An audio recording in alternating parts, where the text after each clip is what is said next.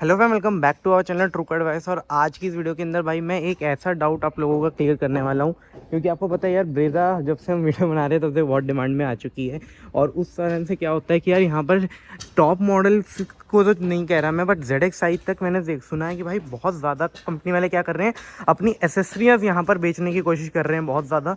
और वो चीज़ भाई अब क्या होता है कि कुछ लोग उनके उसमें आके या फिर ऐसे ही करके उन्हें कुछ समझ नहीं आता यार अच्छी है या नहीं है और लगा देते। तो आज की वीडियो में जैसे ही हम बात करते हैं वही प्रैक्टिकल एसेसरीज़ की बात करने वाला हूं मैं, यानी ब्रेजा की कौन कौन सी प्रैक्टिकल एसेसरी आप लगा सकते हो और कौन सी कंपनी से लगानी चाहिए, कौन सी बाहर से लगानी चाहिए और कौन सी आपकी गाड़ी की लुक को डिस्ट्रॉय कर सकती है और कौन सी जो एसेसरी है वो लुक को एनहांस करती है और कौन सी आपकी गाड़ी की सेफ्टी के लिए बेस्ट है। तो चलिए शुरू करते हैं आज की वीडियो। अगर भाई मैं सबसे पहले शुरू करूं यहाँ पर, तो मारुति जेन्युइन एसेसरी में आपको क्रोम के यहाँ पर दो पार्ट मिल जाते हैं। फर्स्ट ऑफ ऑल आपको यहाँ पर एक क्रोम की यहाँ पर एक लाइनिंग मिल जाती है ग्रिल के अंदर नीचे की तरफ, जो इस तरह से लगती है यहाँ पर। और दूसरी आपको यहाँ पर जो है वो फॉग लाइट के ऊपर यहाँ गार्निश मिल जाती है, सेम यही वाली। तो यहाँ पर क्या मैं कहूँगा, आप लोगों को सजेस्ट करूँगा कि ये दोनों आपकी लुक की एसेसरी हो जाती है। फिर आपकी दो आती है प्रैक्टिकल एसेसरी, जो कि एक आपकी लगती है यहाँ पर आगे, जिसे हम फ्रंट बम्पर एक्सटेंडर बोलते हैं। उससे आपका क्या होता है कि यहाँ पर जो लिप लग जाती है एक छोटी सी, उससे आपका अगर लाइक सिटी के अंदर मूव हो रही है गाड़ी और बहुत ही ज़्यादा स्लाइड में, मैं बिल्कुल तेज़ नहीं कर रहा, बहुत स्लाइड में अगर टच होता है तो वो चीज़ आप पहले टच हो जाती है। फिर आपकी आती है एक लास्ट एसेसरी, वो है आपकी यहाँ पर जो सीट प्लेट के नीचे लग जाती है। उससे आपका क्या रहता है कि नीचे जो भी जैसे पत्थर पुत्थर कुछ लग रहा है तो उस पर लगता है, गाड़ी की मेन बॉडी पे डैमेज नहीं आता इस वाली पे। पर अब मैं बताता हूँ प्रैक्टिकल क्या है इस सब में से लगाने का। तो अगर आपको प्रैक्टिकल एसेसरीज में से यहाँ पर देखना है क्या चीज़ सही है लगाने की, क्या चीज़ नहीं है, तो मैं बताता हूँ। सबसे पहले अगर लुक के बारे में बात करो तो दो आती हैं। एक तो मैंने आपको बताया क्रोम वाली, एक आपको बताया ये वाली क्रोम। इसमें से मैं बोलूँगा जो आपको लुक में पसंद है वो। अगर आपको दोनों में से कोई एक चीज़ लगानी है तो मैं कहूँगा ये वाली लगाओ। इससे क्या है ना, ये इसको कॉम्प्लीमेंट कर देता है और ये यहाँ प्लेन बहुत सोबर लगती है। और दूसरी चीज़ मैं बताता हूँ अब आपको इन दोनों में से, ये वाली और ये वाली।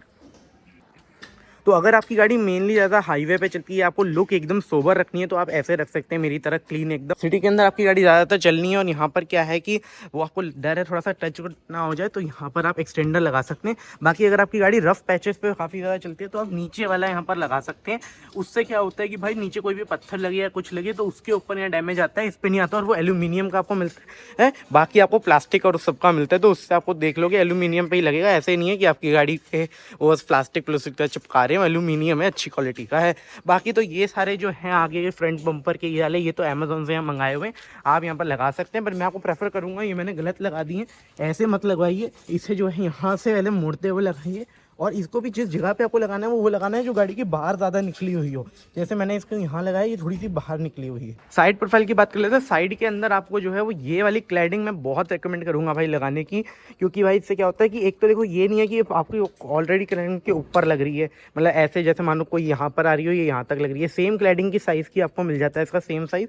अब इसके अंदर आपको क्या एडवांटेज रहता है, अगर कुछ भी आपकी गाड़ी पे साइड से यहाँ पर टच हो, एक तो क्या है, पहले तो डिज़ाइन भी आपको यहाँ पर बेटर मिल जाता है स्टॉक क्लैडिंग से। दूसरी बात क्या है, अगर कुछ भी यहाँ पर टच हो आपकी गाड़ी पे तो इसके ऊपर आता है और ये आप इजीली यहाँ रिमूव कर सकते हैं और इसे चेंज भी करा सकते हैं। तो ये एक बहुत अच्छी चीज़ है और इंश्योरेंस के अंदर भी इसे ऐड कर देता है अगर आप डिलीवरी लेते हुए इसे लगाते हैं। दूसरी बात आती है ये वाले अलॉय व्हील। अगर आप ZX और प्लस ले रहे हैं तो आपको अलॉय मिल जाएंगे। प्लस के अंदर ये वाले आते हैं डायमंड कट, दूसरे के अंदर आपको फुल ब्लैक मिलते हैं। अब क्या कहूँगा मैं आपको कि अगर आप नीचे का ले रहे LX या VX, ये ओरिजिनल अलॉय लगाओ, कोई आफ्टर मार्केट चक्करों में मत जाओ। ये ओरिजिनल जो चीज़ आती है ना, ये आपको एक नंबर अब कभी दिक्कत नहीं देती, यही लगवाइए और एकदम आपको सही देगा। और कुछ लोगों को लगता है अलॉय से शायद से माइलेज गिर जाती है, भाई इससे एफिशिएंसी इंक्रीज़ होती है, डिक्रीज़ नहीं होती है आपकी गाड़ी की। अगली चीज़ अगर मैं बताऊं, ये तो देखो बेसिक चीज़ें हैं, ये तो आपको लगवानी ही होती हैं, जैसे ये मड फ्लैप्स हो गए चारों जो आ जाते हैं आपके। दूसरी चीज़ अगर मैं आप लोगों को बताऊं लगवाने वाली क्या रहती है, वो है डोर वाइज़र। ये चीज़ मैं आपको रेकमेंड कर दूंगा। अब इसके अंदर दो टाइप की क्वालिटी आती है। एक आता है आपका ये जेन्युइन वाले हैं, तो आपका एक तो यही वाला आता है सेम, एक आपको यहाँ क्रोम वाला मिल जाता है। मुझे क्रोम का इतना ज़्यादा शौक नहीं है, इसलिए मैंने जो है इसे नॉर्मल वाला लगाया है। और दूसरी चीज़ आ जाती है, क्रोम की बात कर रहे हैं अगर, यहाँ की एक लाइनिंग, तो वो वाली लाइनिंग मैं आपको पर्सनली बताऊं तो रेकमेंड नहीं करूंगा। क्योंकि क्या है, अगर आप गाड़ी चला रहे हो मान लो और आपने यहाँ पर जो है वो अपना शीशा खोल के हाथ बाहर निकाला, तो है ना वो हाथ की जो कोनी होती है ना उसमें थोड़ा सा यहाँ पर चुभती है, तो मैं आपको वो प्रेफर नहीं करूँगा यहाँ पर लगाना। अगेन एक और चीज़ बताता हूँ, वो आती है आपकी यहाँ। भाई मारुति की पूरी ब्रेजा के अंदर ये सबसे ज़्यादा एरिया है जिसके अंदर एसेसरी आती है। बताता हूँ कैसे। एक आपको मिलती है ऊपर ऊपर की, यहाँ पर एक लाइनिंग सी मिलती है आपको MGA की मैं यहाँ पे 2200 रुपये तक की आती है वो आपको मिलती है। उसमें क्या है कि आपकी गाड़ी का एक तो एक क्लैडिंग जिन्हें नहीं पसंद, उसके लिए क्या हो जाता है, अगर आप वाइट ले रहे हो तो वाइट के साथ वो मैच हो जाती है। दूसरी चीज़, अगर कुछ भी यहाँ पर आपकी गाड़ी पर लगे तो इसके ऊपर या इसके ऊपर इम्पैक्ट नहीं आता, पहले उसके ऊपर आता है। एंड वो अगेन मैं बता रहा हूँ पार्ट चेंज हो जाएगा इजीली, क्योंकि एसेसरी का है, गाड़ी का ओरिजिनल पार्ट नहीं होता। दूसरी चीज़ आती है उसी सेम के अंदर एक जो है वो आपका यू शेप मैं कहूँगा डिज़ाइन आता है, या सी शेप आप उसे कह सकते हो, ऐसा डिज़ाइन आता है। अगर आपको वो लगवाना है आप वो मैं कहूँगा लगवा सकते हैं। बट मेरी गाड़ी को है ना, मेरा हमेशा से मन है ऐसे सोबर रखने का, इसलिए मैंने रखा हुआ है। पिछली के ऊपर जो है वो एसेसरी काफ़ी ज़्यादा लग गई थी, इसलिए मैं चाहता था इस बारी को सोबर रखूँ, इसलिए मैंने ऐसा रखा हुआ है ऐसे। दूसरी जो आती है वो आती है अगेन जैसे आगे आई थी वैसे एल्यूमिनियम की सीट प्लेट, वो उसको मैं यहाँ पर आपको रेकमेंड करूँगा कि आप लगा सकते हैं अगेन जब रफ पैचेस के ऊपर चल रही है, क्योंकि आपकी साइड में बॉडी को डैमेज नहीं आएगा। अगली जो चीज़ आती है वो आती है भाई आपकी यहाँ पर चढ़ने वाला फुट स्टेप, जिस इस तरह अगर आप खोलेंगे उसके बाद यहाँ पर आप पैर रख के चढ़ सकते हैं। मैं आपको रेकमेंड तो नहीं करूँगा, क्योंकि इतना ही से देखो एरिया है, इतना सा एरिया है, बहुत छोटी हाइट हो तो ही आपको जो उसकी ज़रूरत पड़ेगी, बाकी तो आपको उसकी कोई ज़रूरत नहीं पड़ने वाली। तो मैं कहूँगा वो इसलिए लगा सकते हो आप, क्योंकि वो साइड से आपकी सेफ्टी प्रोवाइड कर देगी गाड़ी को। अगेन अगर आपको एक टारगेट पूरा करना है, जो डीलर आपको देता है कि इतना टारगेट है भाई, इतनी की एसेसरी लगानी है, तो आप वो लगवा सकते हो। बाइक वैसे 15,000 खर्च के मैं नहीं बोलूँगा वो लगवाओ, क्योंकि क्या है ना कि गाड़ी की लुक चाहे वो कैसी भी करे, साइड से प्रोटेक्शन जो देता है ना, उससे बेटर मुझे लगेगा कि यार वो कहाँ ही प्रोटेक्शन देगा, क्योंकि वो इतना सा है, अगर कुछ भी लगेगा तो डायरेक्ट यहाँ लगेगा। इससे बढ़िया तो आप डोर्स के ऊपर ये PPF कराओगे, वो ज़्यादा बेटर रहेगा। दूसरी चीज़ अगर मैं बताता हूँ बैक प्रोफाइल की, बैक में तो देखो मैं पर्सनली बताऊँ, मैंने तो कुछ भी नहीं लगवाया, मैंने सिर्फ ये चीज़ लगाई है बैक में जो आगे वाली थी, वही की वही। पर वैसे मैं आपको कहूँगा क्या रिकमेंड, कि एक तो भाई देखो आप बम्पर गार्ड यहाँ लगा सकते हैं। बम्पर गार्ड अगर आप यहाँ पर लगाएंगे ना, तो उससे क्या होगा, एक तो रिवर्स करते हुए कोई टेंशन नहीं रहती कभी भी कि यार कोई टच कर देगा या कुछ कर देगा। बाइक वाले जो भी पीछे मारते हैं ना, वो अपने आप हट जाते हैं उसे देख के। मैक्सिमम 2-2.5 हज़ार तक का उसे आप लगा लो। अगर उससे ज़्यादा आपको खर्चना है तो आप फाइबर वाला ले सकते हैं, ब्लैक वाला, वो बेस्ट रहेगा। क्योंकि उसमें क्या है कि अगर बहुत तेज़ इम्पैक्ट आता है ना, तो आपकी चेसिस को यहाँ इम्पैक्ट नहीं देगा, वो खुद झेल के टूट जाएगा अगर बहुत तेज़ इम्पैक्ट आता है। और माइनर जो बाइक से इम्पैक्ट आते हैं, वो आपका क्या है कि यहाँ पर उसके ऊपर डायरेक्ट जो है वो लग जाएगा और वो झेल लेगा वो वाला। बाकी भाई ये पीछे से तो देखो रेंज रोवर आपकी लगती है, तो कोई ज़रूरत नहीं रहती है ऐसी कुछ खास कि आपको जो है वो इसके अंदर कुछ पीछे से लगाना है। पीछे की मैं कहूँगा लुक ऐसे सोबर रखो, या फिर वो बस बम्पर गार्ड जो था वो लगा सकते हैं, या फिर अगेन रफ पैचेस पे चलती है तो एल्यूमिनियम की स्किड प्लेट यहाँ पर आप लगा सकते हैं। अगर मैं बैक की बात करूं अंदर पूरे इंटीरियर की, तो अगर आप देखोगे तो मैंने अभी सीट कवर कुछ इंस्टॉल नहीं करें, क्योंकि यार देखो ये 6 एयर बैग वाली है, इसके अंदर मारते हो कटे हुए सीट कवर देते हैं। मैं तो कहूँगा भाई कभी भी वो मत लगवाओ, ये जो है। और वो तो भाई बिल्कुल मत लगाना जो आफ्टर मार्केट ये वाले आते हैं फुल वाले। मैं कोई वो नहीं कह रहा कि भाई मत लगवाओ उनका कुछ वो उसके लिए, बट मैं आपको वैसे प्रेफर करूँ सच में खुद से, तो मैं आपको वो नहीं करूँगा। क्योंकि यार एक बारी को आपको मन में रिस्क रहेगा अगर आप 6 एयर बैग वाली गाड़ी ले रहे हो, कि यार ये ना हो जाए वो ना हो जाए। तो मैं कहूँगा ये फैब्रिक वाले सीट कवर भाई मैं अभी 4 महीने से यूज़ कर रहा हूँ, एक नंबर के हैं, कोई इशू नहीं आ रहा है ये वाले का। इसकी जो फैब्रिक सीट है खुद के अंदर, मुझे तो बल्कि बेटर लग रही है जो मेरे पिछले वाली ब्रेजा के अंदर ओरिजिनल सीट कवर थे। तो वैसे मैं कह देता हूँ आपको कि अगर आपको लगवाना है तो अगर आप नीचे का मॉडल ले रहे हो तो लगवा लो। मारुति जेन्युइन 6 साल तक मुझे कोई इशू नहीं आया था पुराने वाली ब्रेजा के अंदर।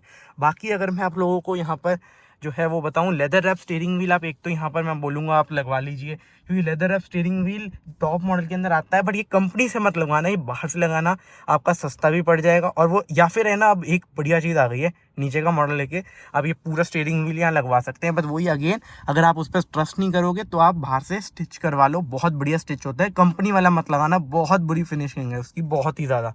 दूसरी चीज़ अगर मैं बताऊँ, आप जो एसेसरी के अंदर यहाँ पर जो कुछ कंपनी वाले बोलते हैं, एक्चुअली मैंने देखा मारुति वायरलेस चार्जर भी 10,000 का बेचता है, वो तो मैं कहूँगा भाई आप मत लगवाओ, बहुत वेस्ट ऑफ मनी है। 10,000 रुपये पूरे वेस्ट हो जाएंगे। टच स्क्रीन सिस्टम सारे मॉडलों में आता है, बेस को छोड़ के। बेस में ले रहे हो एंड्रॉइड वाला लगा लो, या VXI वाला आपको करोल बाग जैसी जगहों पे सस्ते में मिल जाता है, वो वाला अगर आप लगवा सकते हैं वो लगवा लो।